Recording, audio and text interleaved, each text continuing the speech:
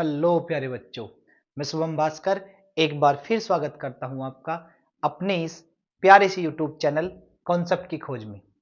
देखो प्यारे बच्चों, आज हम क्या पढ़ेंगे? आज हम पढ़ेंगे 12th क्लास का एक इंपॉर्टेंट टॉपिक जिसका नाम है कोटि एवं आणविकता, मतलब ऑर्डर एंड मॉलिक्यूलरिटी। ठीक, ये एक इंपॉर्टेंट टॉपिक है प्यारे बच्चों, रासायनिक बलगतिकी का। ठीक है, जैसा मैंने पिछली वीडियो में बताया था कि बच्चे बोल रहे थे कि सर आप हमें इन इंपॉर्टेंट टॉपिक का सॉल्यूशन भी बता दीजिए। ठीक है, तो मुझे कमेंट आया था, इसलिए मैं आपको ये टॉपिक आज बता रहा हूं। ठीक, मैंने बताया है कि 4 नंबर में क्वेश्चन आता है कोटि एवं आणविकता में अंतर का। ठीक, बोर्ड एग्जाम में ईयर बाय ईयर पूछा जाता है कि कोटि और आणविकता में क्या अंतर होता है, और वो क्वेश्चन 4 नंबर का आता है। ठीक है प्यारे बच्चों, तो चलिए आज स्टार्ट करते हैं, कोटि क्या होती है और आणविकता क्या होती है। ठीक है, चलिए देखते हैं। देखो हमारे पास पहला टॉपिक है अभिक्रिया की कोटि, order of reaction. Order of reaction हमें समझना है बच्चों कि ऑर्डर ऑफ रिएक्शन क्या होता है। ठीक है, चलिए अभिक्रिया की कोटि, ऑर्डर ऑफ रिएक्शन। ठीक है, देखो अब ध्यान से देखना, पहले जो लिखा हुआ उसे बाद में देखना, पहले मैं जो लिख रहा हूं देखो। मेरे पास एक अभिक्रिया है ऐसी, A plus B is equals to product, is equals to क्या है? प्रोडक्ट। ठीक, देखो अगर मुझे ऐसी अभिक्रिया के लिए मुझे क्या लिखना पड़ जाए, वेग नियम लिखना पड़ जाए, वेग समीकरण कह दो या वेग व्यंजक कह दो, वो लिखना पड़ जाए, तो मैं क्या लिखूंगा प्यारे बच्चों?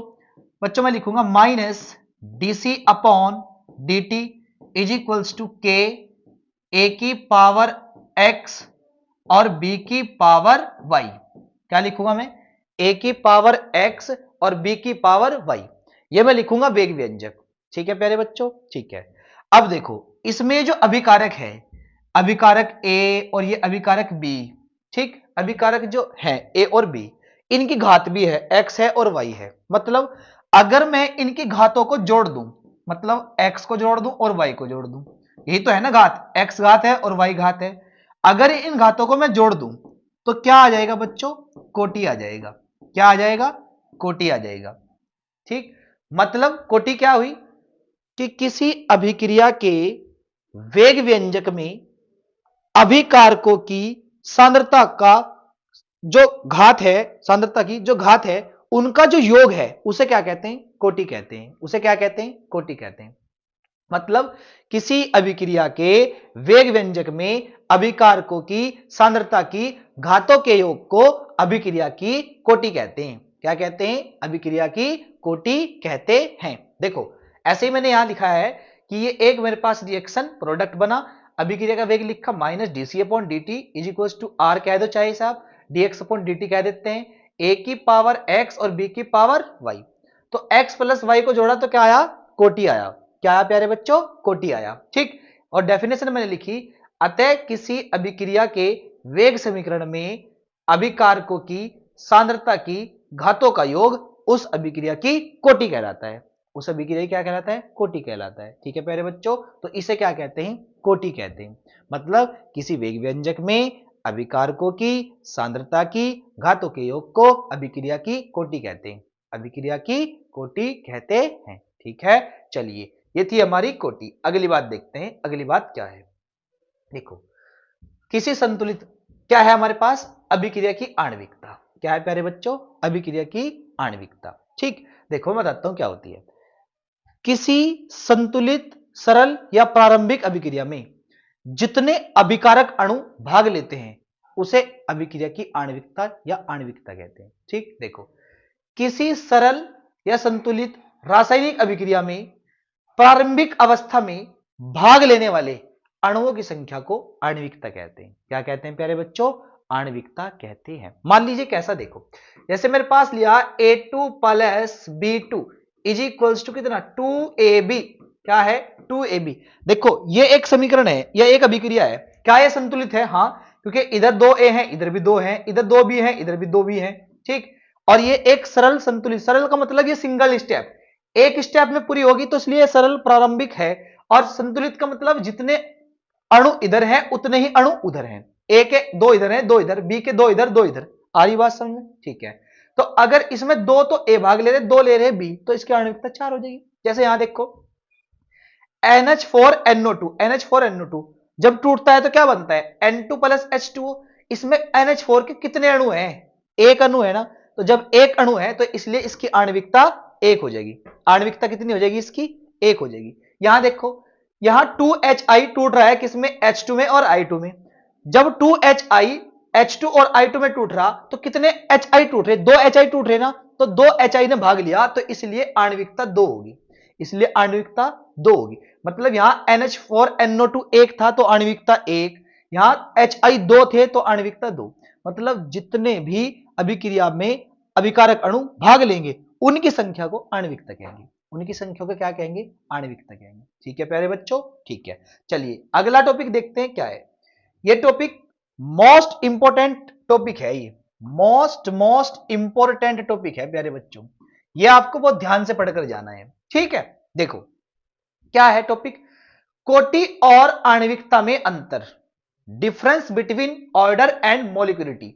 मतलब कोटि और आणविकता में अंतर, ये आपको पढ़ के जाना। देखो पहला पॉइंट कोटि का पढ़ते हैं, यहां मैंने कोटि लिखा, यहां आणविकता।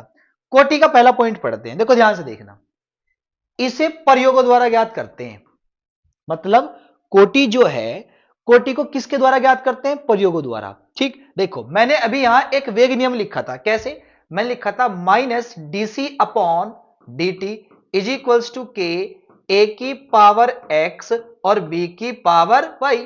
मतलब ये जो पूरा वेग समीकरण है या जो वेग व्यंजक है प्यारे बच्चों, इसे हम बनाते हैं लैब में। और जब ये लैब में बनेगा तो अभिकारकों की जो सांद्रता की घात है वो भी तो क्या आएगी? लैब में ही बनेगी। ठीक, तो जब वो लैब में बनेगी तो उनका जो योग है वो भी लैब में बनना, मतलब पूरी कोटि लैब में तैयार हो रही ना। तो इसलिए हम कह रहे कि इसे प्रयोगों द्वारा ज्ञात करते हैं।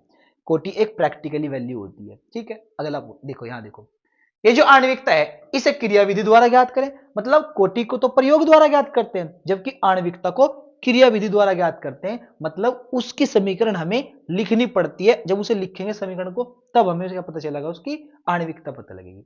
आ रही बात समझ में?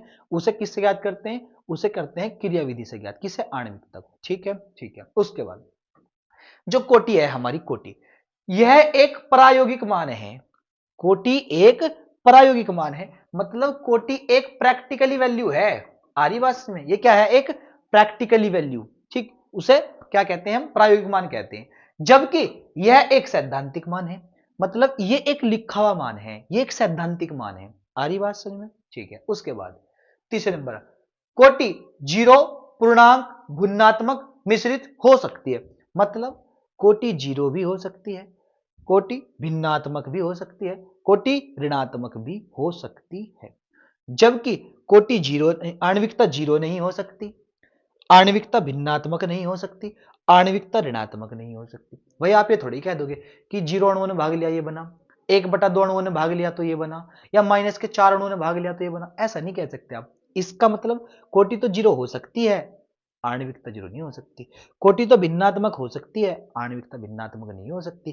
कोटि ऋणात्मक हो सकती है, आणविकता ऋणात्मक नहीं हो सकती। आ रही बात समझ में? तो ये डिफरेंस है। उसके बाद चौथा, कोटि सरल व जटिल दोनों अभिक्रियाओं के लिए ज्ञात की जा सकती है।